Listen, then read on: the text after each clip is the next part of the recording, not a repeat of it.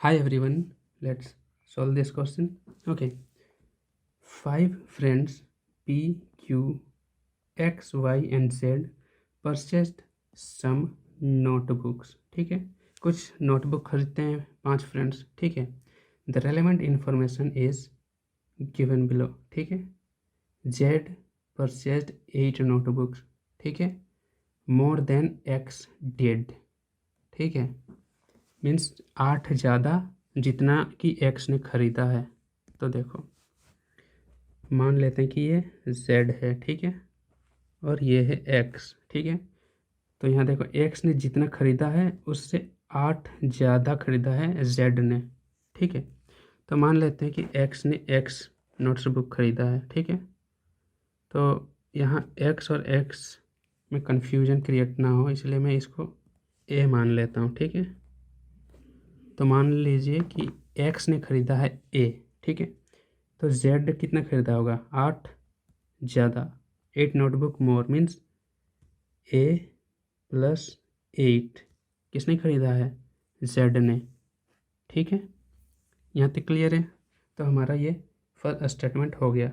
ठीक है, अब सेकंड देखो, P and Q together purchase 21 books. ठीक है भाई, P and Q together means P plus Q together कितना खरीदते हैं? 21 बुक. चलो सही है. अब देखो तीसरा, Q purchase 5 notebook less than P did. ठीक है, तो चलो इसको पता होना चाहिए कि P ने कितना ख़रीदा है. ठीक है, तभी तो उससे 5 नोटबुक ज़्यादा खरीदेगा. तो चलो इसको हम थोड़ा अभी के लिए स्किप करते हैं. ठीक है, तो Q ने कितना ख़रीदा वो हम बाद में लिखते हैं. ठीक है, अब फोर्थ में देखो, X and Y together purchase 28 books. ठीक है, तो फोर्थ देखो क्या है? X and Y. ठीक है, तो देखो X प्लस Y टुगेदर कितने खरीदते हैं? 28. ठीक है, 28 बुक्स. ओके, अब फिफ्थ देखो, P purchase 5 notebook more than X did. तो X ने कितना खरीदा है? A. ठीक है, तो यहाँ P कितना खरीद लेगा जब X ने खरीदा है A. ठीक है, मगर P खरीद रहा है 5 नोटबुक ज़्यादा मीन्स A प्लस 5. ठीक है, अब हमें पता चल चुका है. ठीक है, कि P ने कितना खरीदा है. ठीक है, तो अब Q का हम निकाल सकते हैं. ठीक है, देखो Q कितना खरीदता है? 5 नोटबुक कम किससे? P से. P जितना भी खरीदा है उससे 5 कम. तो देखो P कितना खरीदा है? A plus 5. ठीक है, तो इससे अगर 5 कम हो जाए तो वो किसका नोटबुक आ जाएगा? Q का, मीन्स थर्ड स्टेटमेंट वाला का. ठीक है, तो 5 तो कैंसिल हो जाएगा मीन्स Q कितना खरीदा है? A. ठीक है, तो इसका आ गया A. समझ में आ गया इतना? ओके, तो अब देखो जब हमारे पास सब डेटा आ गया. ठीक है, और यहाँ क्वेश्चन में क्या बोलता है? Each notebook is priced 40 rupees. Then what is the total cost. ठीक है, यही हमें निकालना है. What is the total cost of all the notebooks. Means यहाँ जितने भी नोटबुक खरीदे गए हैं ये मीन्स इन 5 पर्सनस ने जितने नोटबुक खरीदे हैं उन नोटबुक का प्राइस टोटल कितना है वही हमें निकालना है. ठीक है, तो चलो अगर A का वैल्यू हम यहाँ से फाइंड कर लें. ठीक है, तो हम सबका वैल्यू निकाल सकते हैं, है कि नहीं? ठीक है, तो देखो हमें यहाँ 2 इक्वेशन मिलता है. अगर आप ध्यान दे रहे होगे तो P plus Q equal to 21 notebooks, और सेकेंड वाला क्या है? X plus Y is equal to 28. तो हमें यहाँ से 2 इक्वेशन मिला है. ठीक है, क्या मिला है? P plus Q is equal to 21 and X plus Y is equal to 28. तो आप कॉमन सेंस लगा के सोचो कि हम किससे सॉल्व करेंगे, इन दोनों इक्वेशन में से किसको सॉल्व करेंगे? भाई जिसका वेरिएबल दिया हुआ होगा, है कि नहीं? तो यहाँ देखो X का वेरिएबल दिया गया है.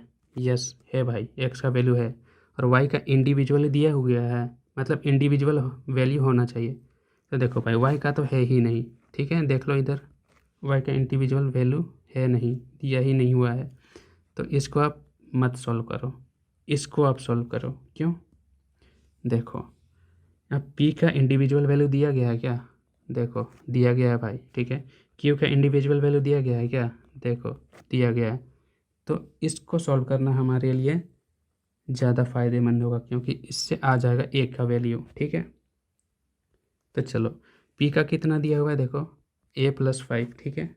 चलो a+5 लिख दो, प्लस बीच का ये वाला, ठीक है।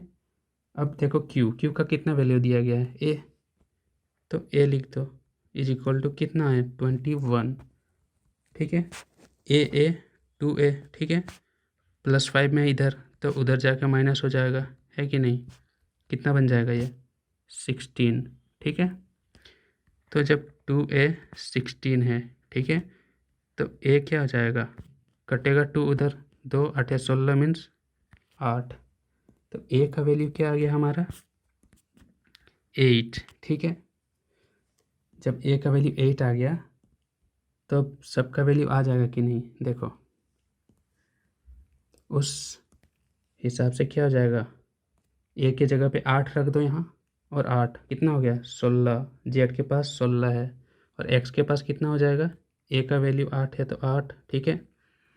अब किसका वैल्यू निकालना है, अब q का वैल्यू भी आ जाएगा 8, ठीक है, और p का वैल्यू कितना आ जाएगा a+5 मीन्स 8+5 कितना हो जाएगा 13, ठीक है।